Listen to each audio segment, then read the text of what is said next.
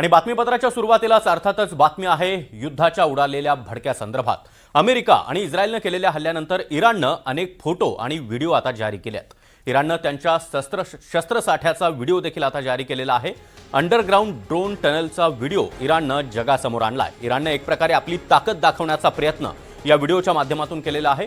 America आणि इस्रायलने संयुक्तपणे इराणवर जोरदार हल्ले चढवले। यामध्ये इराणचे सर्वेसर्वा अली खामेनी त्याचबरोबर इराणमधील उच्चपदस्थ अधिकारी लष्करी अधिकाऱ्यांचा मृत्यू झालाय आणि त्यानंतरही इराण एक पाऊल मागे हटायला तयार नाहीये। इराणने आपल्या अंडरग्राउंड शस्त्रसाठ्याचा व्हिडिओ जारी केलेला आहे आणि एक प्रकारे आपली ताकद दाखवण्याचा प्रयत्नच इराणकडून करण्यात आला। तर हा व्हिडिओ आपण पाहतो आहोत। अंडरग्राउंड ड्रोन टनलचा हा व्हिडिओ इराणने जगासमोर आणलेला आहे। त्यामुळे इराण कुठल्याही परिस्थितीमध्ये आम्ही मागे हटणार नाही असाच इशारा किंबहुना अमेरिका आणि इस्रायलला देताना दिसतोय।